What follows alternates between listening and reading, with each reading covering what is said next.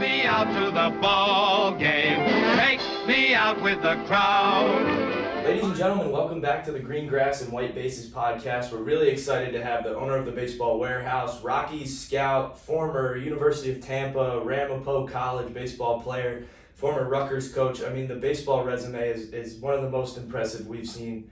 Coach Mike Garlatti here with us on the podcast today. So, Coach, I can't thank you enough for taking the time to jump on here with me, even with your busy schedule.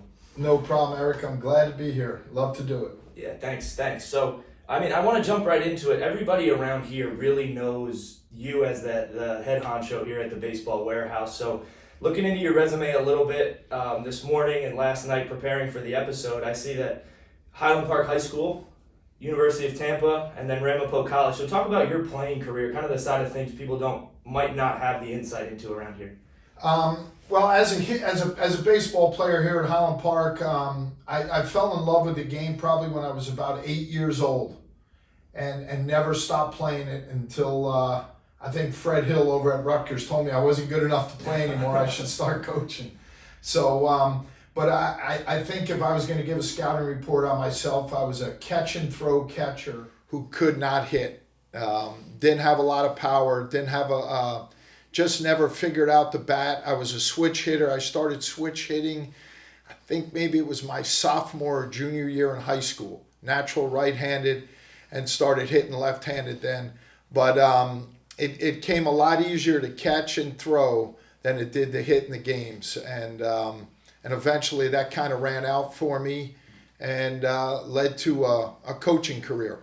So then, Going forward to your college career, how did that put one thing into another, or did I get the wrong idea reading the scouting report? No, you got it. So I started out at the University of Tampa. I got a chance to go down there and actually played and with a lot of great people. And my head coach at the time was Brian Sabian, who went on to be I think a 3-time World Series champion general manager for the San Francisco Giants. So got a chance to play for him, and the schoolwork didn't really pan out the way it should. And I always use that as my lessons, life lessons with the kids here at the warehouse. So I ended up coming back home. I played briefly at played briefly at Middlesex County College for 1 semester, got my grades up, and attended the Ramapo College. Ramapo College was just coming off a World Series national championship, actually. Went in there, played there for 2 years. Like I said before, wasn't good enough to kind of keep playing. So I jumped right into coaching. Spent a year coaching at Ramapo, and then went on to coach at Rutgers University. So talk about that relationship with Coach Hill, because you say right away, like in high school, he's telling you, listen, this playing thing might not be the path for you, and then he gives you an opportunity to jump into coaching like that. What was that dynamic like? Well, after I first met Coach Hill, I guess that would be 1984, 85. He was just getting his feet wet here at Rutgers University, and he recruited me a little bit. I wasn't good enough to go there, so I went on to Ramapo College. And I stayed in touch with him, worked some baseball camps with him and those kind of things.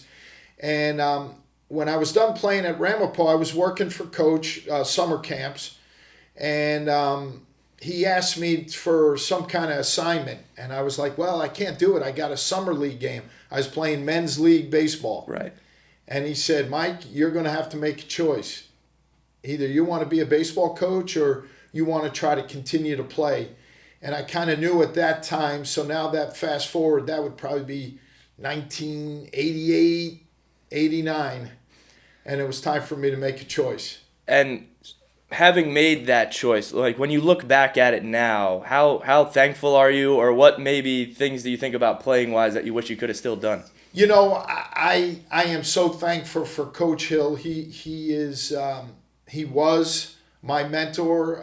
He's since passed, and I still think about him and the things that he taught me over the years. I'm grateful that he was honest with me, and that's probably one of my strong suits, of trying to be honest with people when they ask for my opinion. I try to give them my honest opinion, and then that's kind of what I get paid for with the Colorado Rockies. And he was honest with me. It helped me fast start my career as a coach, and which led to scouting.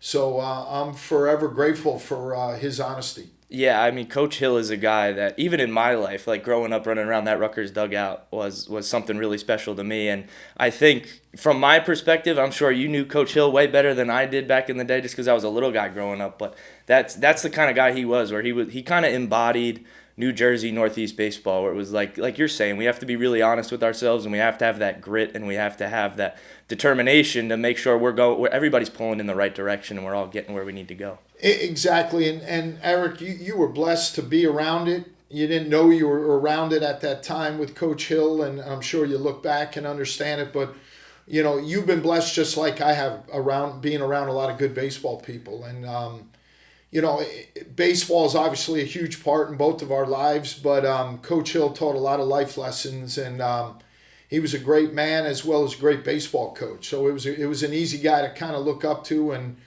to mentor from. Yeah, there's no doubt about it. Having somebody like that to look up to at the beginning of your career, and even on the tail end of your career as a player, trying to keep yourself in baseball. So talk about that transition then from, how long did you spend at Rutgers as a coach, and then what led to you jumping on board with the Rockies? So I was at Rutgers for 3.5 seasons. Prior to that, I had worked a bunch of baseball camps with Coach Hill and done a lot of different things. So I was able to learn from the best guy around. And, the lessons that I learned, not only coaching, but recruiting and how to handle parents and how to handle players, are all things that I still use today. And we had some great teams with some really good players. And I got a chance to do a lot of recruiting for Coach and evaluating. And then the Rockies came calling one day. They were a brand new organization. And I probably was the Rockies' third choice. I think Fred Hill and Ed Blankmeyer were choices 1 and 2, but they were entrenched in their coaching careers. They were a little bit older, and getting in a car and driving hours and chasing guys around and the life of a scout wasn't for them at that time.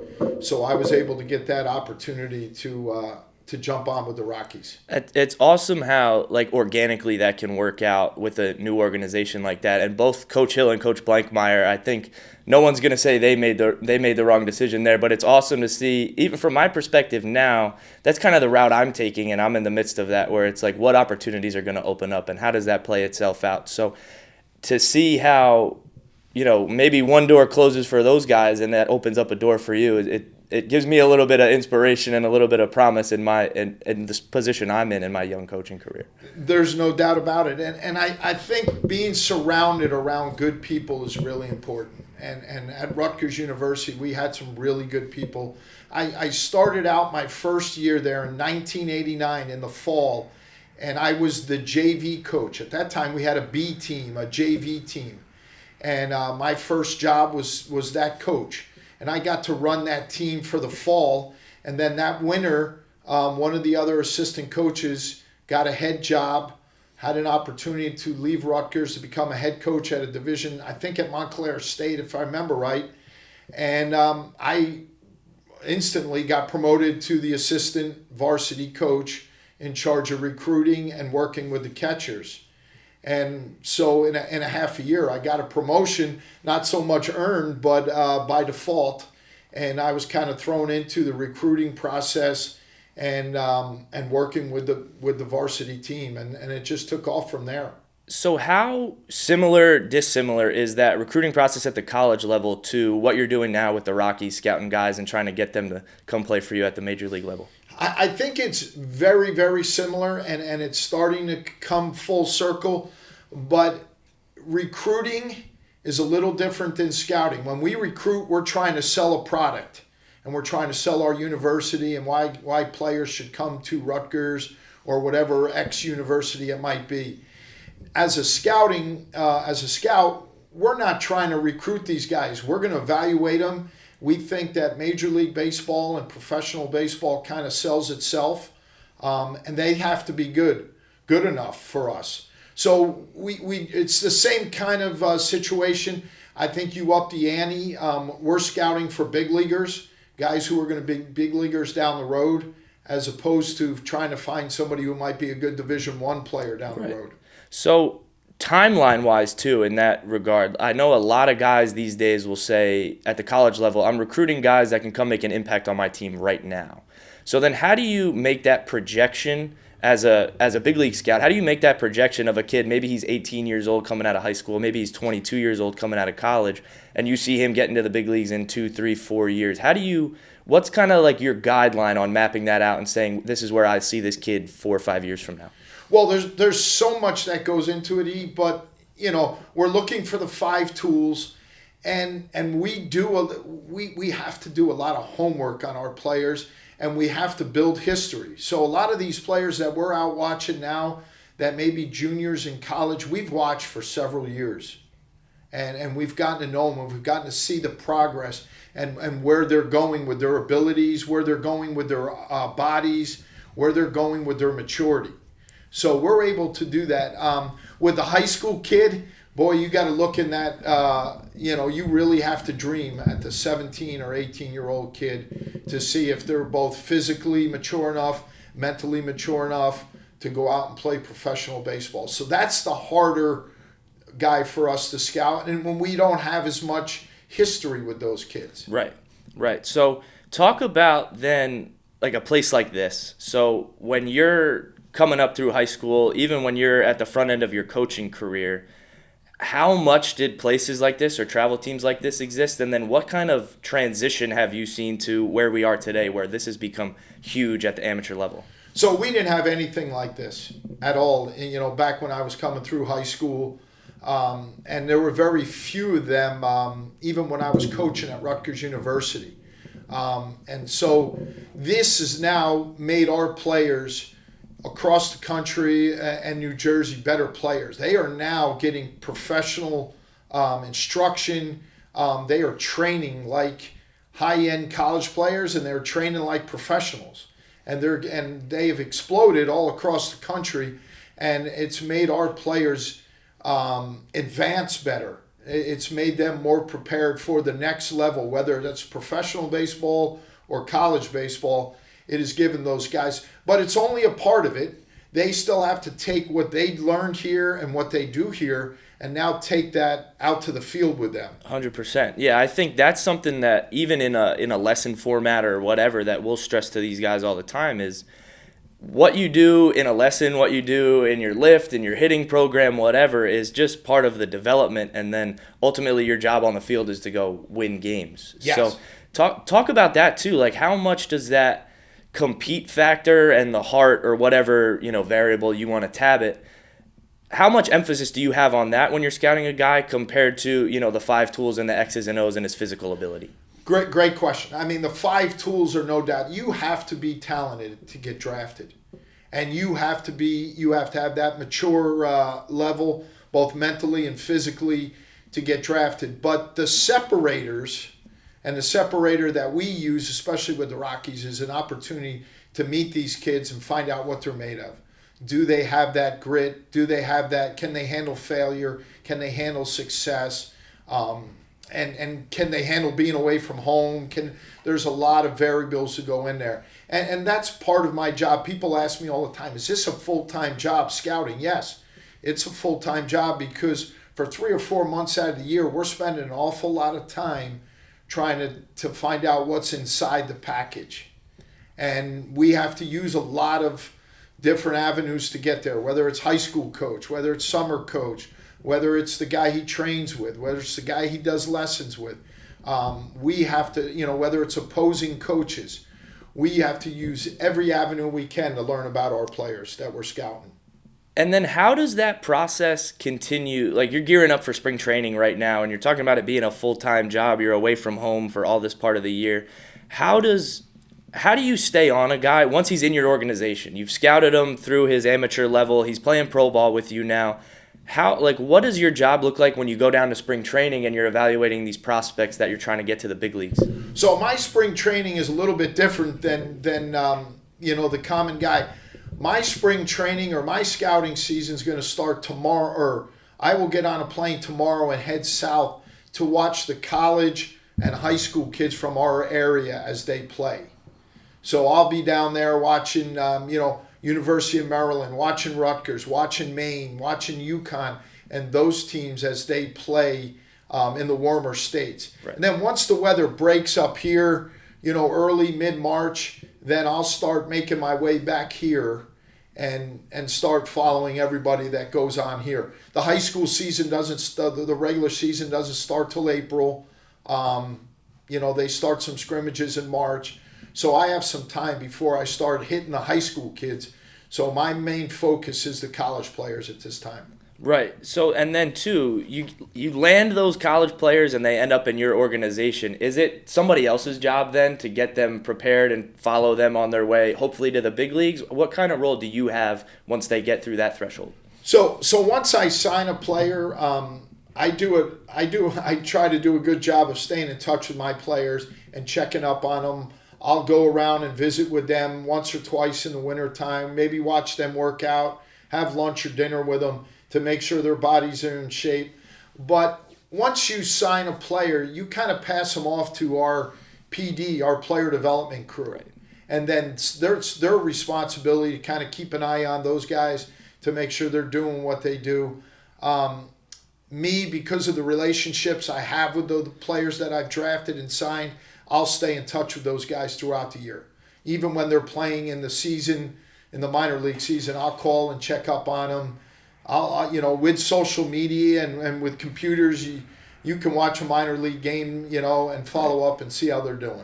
So then talk about the Rockies organization. Like how much does that organization mean to you as an individual? And then how successful, what do you have to say about the organization and going from the scouting to the player development to the big league level and the operation you guys run? So the Rockies, I've been with the Rockies and I've been blessed to be with a wonderful team, that a great ownership group. And, I always say it every day, I'm thankful for the guys I work for, and I'm thankful for the guys I work with. I work with a great bunch of, our scouting department is a great bunch of people. But I've been with them for 32 years. I think that says a lot on how they've treated me and my family.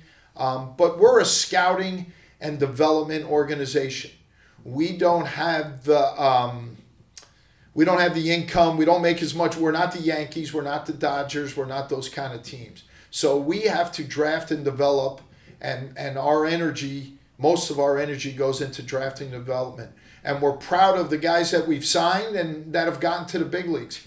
And it's extremely important that we not only get good players, but good people so we can keep them in our organization for a long time. For sure. And I think that's cool to think about, like the culture of an organization like that, where it's like, listen, we all know who the big spenders are at the big league level, and to say we gotta work a little bit harder than these guys to get to that level of success has to be something that can motivate you in your position, everybody in the organization, and then it might be able to light that spark with some guys that you bring on.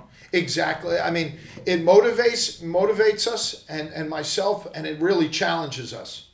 I mean, we're going up against some really big, heavy hitters. I mean, the teams in the National League West, like the Dodgers and the Giants, and now the Padres have been one of those big spending clubs. We are who we are, and we're proud to say we are a draft and development organization. So we're going to stick by that. I don't know if that'll ever change, but right now that's who we are. So my opinion's going to count, and the guys that I signed, they're going to hold me accountable for those guys making it and not making it. Yeah, and I think just having that message is something that maybe a team, again, I might be talking out of turn here, but maybe a team that is saying, we can hit it hard in the free agency market and we can keep big leaguers filtering in our roster, might not have that piece. And I always think, coming from the level I've been on, that having a little something extra in the gas tank to kind of push you forward is always valuable. Yes, and there is one elephant in the room a little bit. We're challenged by playing at altitude. Right. And Coors Field is a challenge. It's one of the most unique places in all of baseball to play at. And we're there for 80 games a year. Right. So we're 81 games a year, and it's very challenging. So analytics certainly plays a part in what we do, but we're big on what the scout sees and what he feels, not so much gut, but what our eyes tell us. And we have to live with that. It's just a fact of dealing with altitude and the player development and the scouting part of it. That's our organization. I'm glad you brought that up because I was watching Moneyball recently, as funny as that is, and that whole movie is about how analytics are gonna take away the job that you have that's been so valuable for so long in our game. So talk about the mixture and the combination of the analytics that you're talking about, especially playing at altitude there in Colorado, and then putting that together with going out and seeing a guy and making sure he passes the eye test. I mean, every team does it different. And some teams rely on analytics way more than we do. I'd like to say we still believe in our scouts. We still believe in what we see, and we use analytics as a part to hopefully maybe back up what we see, or maybe help us, clarify some things. We're still building data. We've only been in Coors Field for 30 years. This is the start of our 30th season. So we're still building data, what playing at altitude is, and what exactly works there and doesn't work there. And it changes at times. We used the humidor at one point, and we thought that put some things in perspective for us. And we've changed some of the dimensions. So it's ever changing. But certainly every organization now, it's a fact of life, uses analytics. And it's come a long way, whether it's Rapsodo or TrackMan or HitTrax. I think I think baseball uses analytics more for the fans, right, at times than they do for every organization. But it's certainly a part of it. Is it a huge part? No, but it's a part of our evaluation process. Right. I think that's good to hear because, to me, the more tools you have in your toolbox, the better off you're going to be. So if you're adding one to take away another, I don't know if there's really a net gain there. Talking about, going to see a guy play compared to just looking at his numbers on the stat sheet. And then, I think that's a perspective, too, that I never thought about. It's really cool to watch a game and see launch angle and exit velo and how far this ball went. But when it comes down to what a guy's capable of, right, how much can we really measure based on a couple of balls that he's hit throughout the course of the season? Exactly. And again, the data, we only have so much data. We can only accumulate so much data on a high school kid. Right. It makes it a little bit harder. Obviously, the college player that's 21 years old that plays 3 years at a Division I or a Division II or III program, and summer baseball, we can accumulate a lot more data. So those guys, the college kid makes it a little bit easier for us to evaluate. They're a little bit more mature physically and mentally. But again, I would emphasize that is only a part of it. Right, no doubt. Analytics. While we're on the topic of scouting, who are some of the guys that have stood out to you that you've been able to scout, whether they've ended up with the Rockies or maybe they're guys that you just missed on? Who are some of the guys that stand out throughout your career? There's a bunch of good ones. Mike Trout comes to mind, but I'd be the first one to admit I didn't know Mike Trout was going to end up being the best player in all of baseball or headed towards such a Hall of Fame career or whatever. I mean, everybody liked Mike Trout, and he was a really good baseball player. But we all had our common, questions and wondered where, he'd end up. Darren Erstad, who played in the big leagues, he was a kid out of Nebraska. I've been fortunate enough to go up to the Cape Cod League just about every year I've been scouting, and that's where I get a chance to evaluate a bunch of players from all over the country. Rick Porcello stands out as one of the top high school guys I ever went out and saw. And he was a Jersey kid from Seton Hall Prep. And that same year, Matt Harvey was pitching there. And Matt didn't sign out of high school, and Rick did. And they kind of went two different career paths.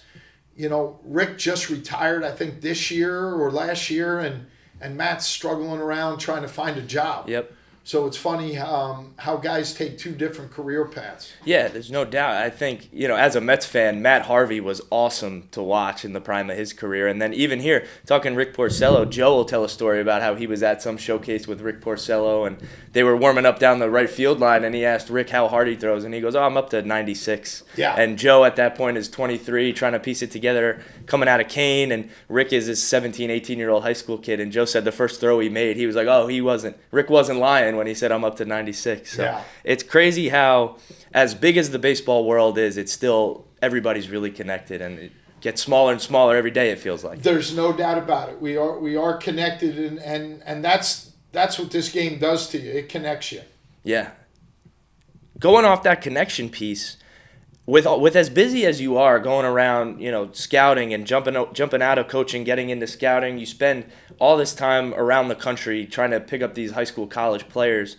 Last year at the Baseball Warehouse celebrated our 20th anniversary. So what has this place meant to you? And then, at the early point in your career 20 years ago, what motivated you to open up this place? So that's a great question, and I've been blessed.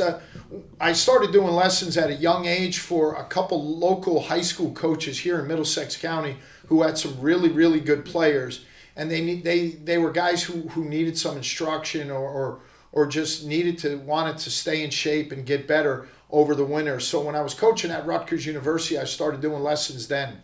And then after I left Rutgers and got into scouting, I wanted to continue. I loved coaching, but scouting took me off the field. So I had an opportunity to open up this baseball warehouse. It was an idea of mine. It was very small. I've been truly, truly blessed to have some really good people work for me, baseball people. It started with Keith Connolly and Ryan Lillis back in the day, and then it led to Mark Sauer and Mark Blevins, who kind of ran the place for me for a few years. And then Joe Augustine then took over, and he's kind of taken it to another level. And then I'm blessed to have somebody like yourself, Eric. I've had some great young coaches who've been around a lot of good people. And I think the number one thing I've done correctly here is hire the right people. Alejandro Diaz and some of the other guys who've played in our organization and now still love the game and want to give back are coaching. So it's been really good. We started out small, and Joe's taken it to another level. And this place now is beyond my dreams. I never thought it would be this big. I never thought, I'm not sure thought I'd still be in business 20 years later or whatever. And then with the way the teams have grown and to see the talent come through here, it's been humbling, but it's also something I'm extremely proud of.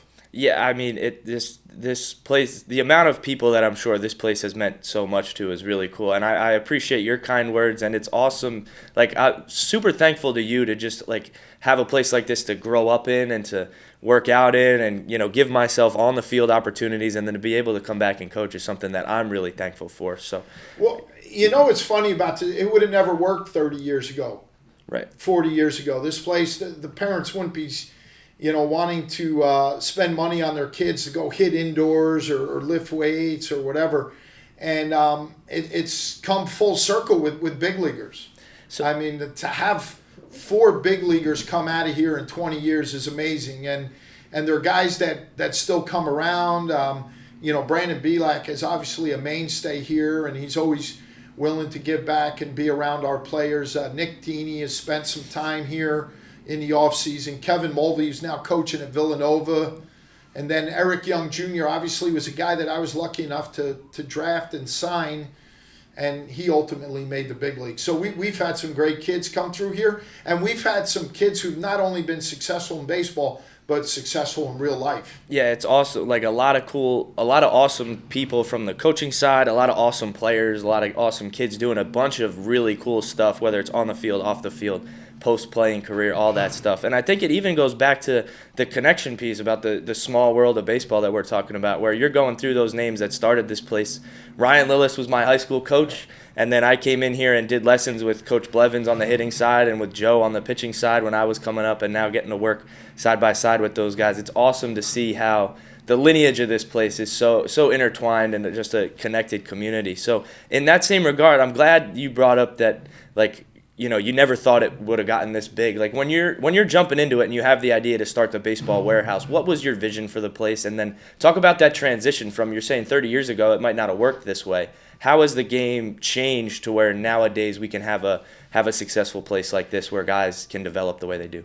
I mean, it's obviously the main reason we did it was to make players better. Right. To try to instruct and help players to get them better. The envision wasn't to say, okay, we're going to bring 100 kids through here one summer or one winter and think we were going to have a big leaguer. Right. It was never a thought of mine at all. It was really just to help kids get better. Whatever level we could get them to, we would. Some of them varsity players, some of them drafted, and then some of them just to make a team, maybe make the JV team. Some of them to have an opportunity or place for them to go to feel good about themselves, to gain some confidence and those kind of things. And it has just continued to grow. I mean, the weight program that Joe has put in place has made us grow by leaps and bounds, and made the players grow by leaps and bounds. And I still say this today when a parent comes in here and they'll ask me questions about our place. I can guarantee them two or three things. One, we're going to work with your kid. Number two, we're going to be real honest with them. We're going to give them feedback, both positive and tell them what they're doing right and what they're doing wrong. And number three usually is we're going to make them better. What level of better it is, right, I don't know. That's going to be determined down the road. But we're going to make them better. It might make the freshman kid make the JV team. It might make the JV kid make the varsity team. But we're going to make them better. And I think part of that too is like the community aspect. I think more, and in today's terms, a lot of these teams will be, you sign up, we'll give you a jersey, and then we go play in these tournaments. And I think what's been really cool for me, especially coming on this side of the lines now, is to see just how close our guys are with each other and how, making each other better. Sure, we all want to be better ball players, but I think it makes our guys better individuals. It makes our guys better people too.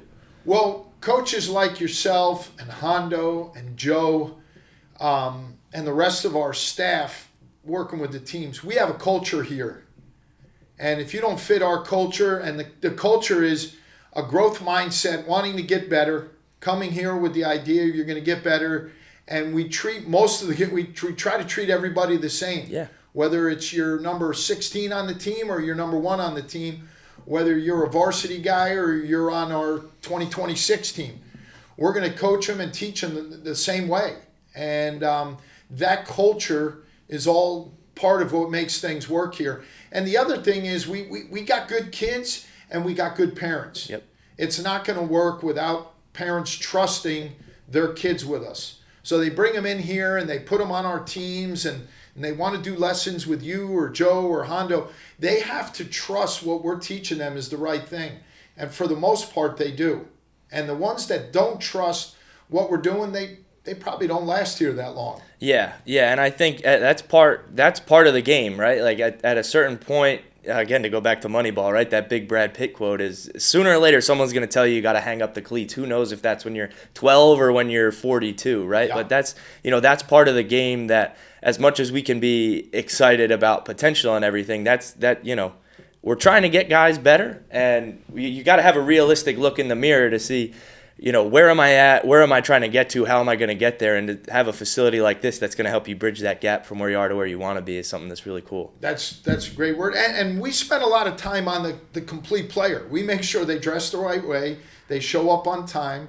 We hold them accountable. If they leave their gear and things like that, yep, we hold them accountable. We're going to make them a well-rounded player. We try to spend some time with them giving back to the community and doing some stuff where our players do get involved with buddy ball. They get involved with our autism awareness tournament, so they understand part of those kind of concepts too. So it's not just baseball in here. We're developing good young men. We're developing work ethic that's going to carry over, and we want to make sure they're good students that they can go on, whether it's to play in college or to go to college. We don't stop working with our kids here. This Christmas break, we had, I think, 15 to 20 ex-players of ours come back that are now playing in college, come back to work out here. And when they come here, they don't just do their own thing. They got to do it the way they got to come in here and they're held accountable for doing it the right way. Absolutely. I think that culture is something that's really important and something that's awesome to see and to be a part of. And in that conversation about culture, I mean, you got your Teamwork Unlimited Foundation hat on today. That program that you have set up with Thomas and Michael and your wife Trish, how much has that that program and that foundation meant to you. Well, I appreciate giving me an opportunity to talk about that. I didn't know we were gonna, but teamwork is. I think it's important for kids to understand how lucky they are. I have a son, Thomas, who isn't able to play baseball and isn't able to do a lot of the things that these kids get the chance to do, whether it's here or, at their high schools or wherever wherever they're from, they get a chance to do something. So it's been humbling for our kids to get involved in it. Our Autism Awareness Challenge tournament has a bunch of our local teams, a bunch of our coaches that work here at the warehouse are part of it.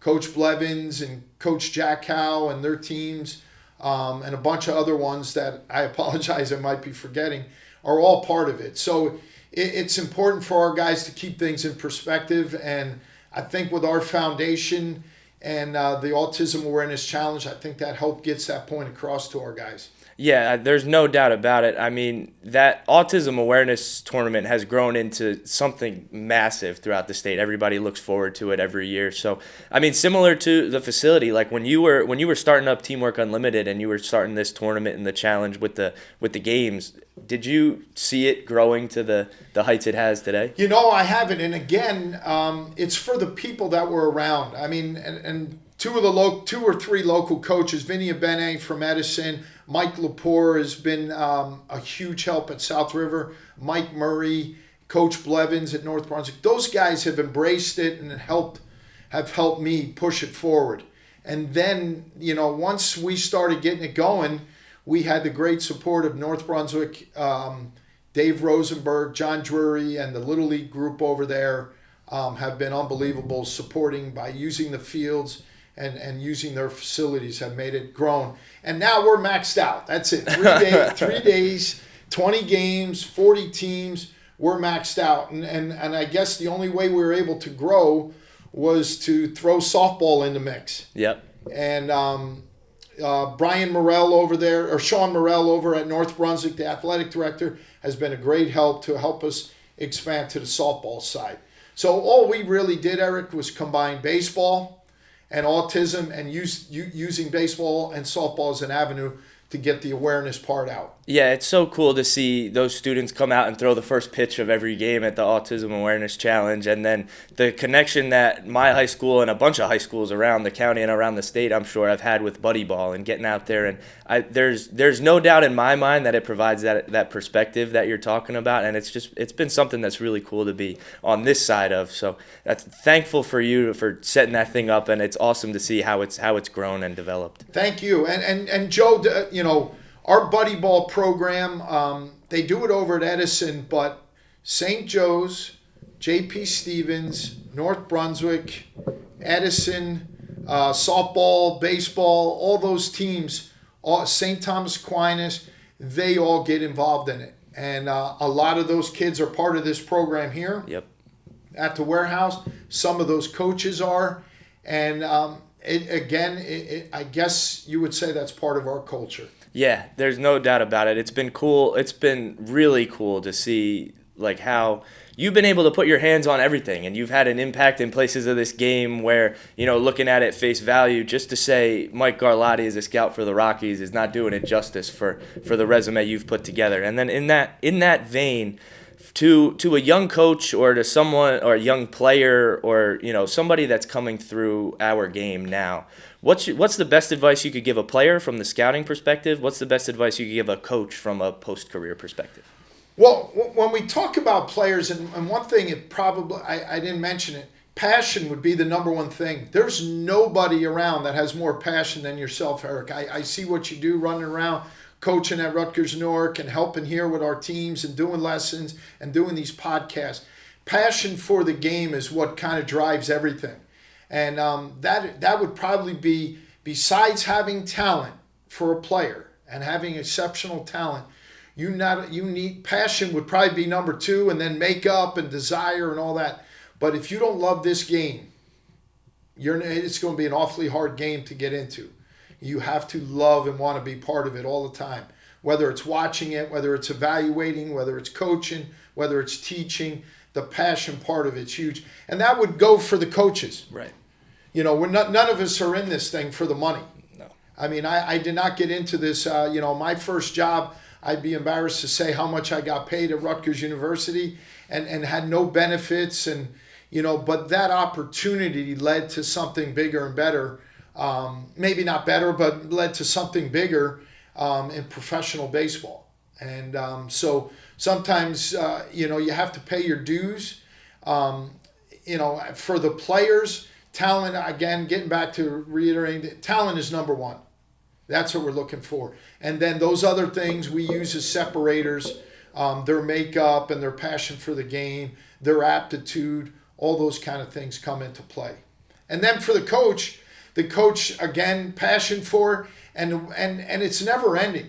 I learned from you, Eric. I know you don't believe that, but I see what you do, and I learn from our coaches now. Baseball's evolved an awful lot, and I'm learning how to use analytics. I'm learning how to understand it. The way I taught catching 20 years ago when I started here is completely different than when I started. So I'm still relearning things. I'm learning different ways to say things when I talk to players and when I'm around them, whether it's teaching them or trying to help them. And then it helps me understand what they're trying to get across to me also. Right. So the willingness to learn as a coach is huge. And I think you can't be afraid to ask for help. And you can't be afraid to use, whether you're a coach or a player, I think it's important that you use every resource that's around you. Whether it's a coach, maybe it's a former player, maybe it's a teammate, but to use every resource that's around you. Yeah, I mean, first of all, that might be the best compliment I've ever received. So I thank you for your kind words to a really high degree. And then, yeah, I mean, to your point, I think we've all seen the guys that can hop on the field and maybe they took all winter break off and then they come back in the spring and they're still hitting doubles or throwing 95. But that passion piece is something that you really can't fake. You can't get your way around it. And to see a bunch of guys reach really high levels, whether it's coaching or playing or whatever side of the game you're on, I think you hit the nail on the head saying if you don't love it, you're not going to be able to make it. And that love for the game is something that translates to the kids we coach, and then that translates to your teammates if you're that guy on the team with the serious passion for it. So with all these guys that we're bringing up, passion of the game involved too, there's one more guy I want to give a shout out to here before we finish up, and that's Glenn Gardner. So, I mean, Beef is like the consummate New Jersey Rutgers baseball guy. So what type of impact did he have on you, knowing him throughout your career? And then a couple words about Beef. Well, I watch Beef play as a player. He's probably one of the most underrated coaches, not only in New Jersey, but in the country. And the reason for that is he's a very humble man. Yep. And he never looked to take credit. He always looked to help players, and he had a very calming influence. Baseball is a game of failure, especially hitting. I mean, 250 now is a really good hitter in the big leagues. So that means you fail more than 7 times out of 10. And Beef was that calming influence to the hitters. I spent only one fall with him over at Rutgers. And then I ended up moving on, and he kind of took over. But his knowledge for hitting is second to none. He's always done a great job of working with hitters and finding their strengths. And he was an honest guy. He wasn't afraid to tell you like that was a bad swing or that was a bad round or that was. But he always found a way to say it in a way that made you want to come back tomorrow and try again or work at it again. And he's been missed. I miss seeing him. He was a great evaluator in his own mind because he knew what good hitters look like. He was an unbelievable hitter. And me and him are almost the same age. He signed professionally before I started coaching at Rutgers, but he would come back in the wintertime. Right. When I was there, and that's how I got a chance to know him. And he was always a kind-hearted guy who always had time for everyone. And that's what makes a good coach. You need to have time for the guys that you're working with. And every player, I think, would admit that was around him. They trusted him. Yeah. They trusted him, and he was always that calming influence. Yeah, I think I've heard stories about him as a player where it just an undying work ethic where all he wanted to do was get after it. And then, unfortunately his career gets cut short. And then that same passion that we've been talking about kind of leads him into, as you're saying, having time for everybody, being the first guy in the cage throwing BP, being the last guy out after practice, and just, the kind of guy you want to be around too. So talking about the culture and the passion and everything, Beef comes to mind as that Rutgers guy too. Couldn't be remiss bringing him up. I mean, Coach Hill, his culture was unbelievable. For sure. He was a teaching culture, and guys that were around him, whether it was Joe Latirio or Tommy Baxter. I got a chance to spend a lot of time around Tommy Baxter, who did it a complete opposite way of Glenn Gardner. Tommy was a little louder. He had a ton of energy, and he was kind of a jokester, but his what he was trying to get across was good knowledge. And right. He had great knowledge, and I know he's worked with you in the past, yep. and you've been around him, and Tommy was a very smart baseball man. He just had a different way of bringing it across to people. Right. And he was a very good evaluator. And that's the one big thing that I would encourage the young coaches is to learn to evaluate. Some players and some coaches are using this analytics and this data as a crutch. They're letting that tell you if a guy's a good player. Right. And I think it's important for the young coaches to be able to see what a good player looks like and to know what a good player looks like, and not rely on his spin rate or his velocity or whatever it is. I started scouting. I remember my first recruiting trip, I went out with Coach Hill. I had no radar gun, and I had a stopwatch, but barely knew how to use it. When to start it, when to stop it. We were watching the game. Yeah. And I think sometimes we forget as coaches, sometimes players, when they're not playing, they don't watch the game enough. And you can learn an awful lot by watching. Yeah. We always want to play. Don't get me wrong. If right. I could still play now, I'd still be out there. But there's a lot to be learned by watching sometimes. Sitting back and watching a lesson or watching a game, whether it's on TV or real life, it's important that we get that to be able to see it. Right.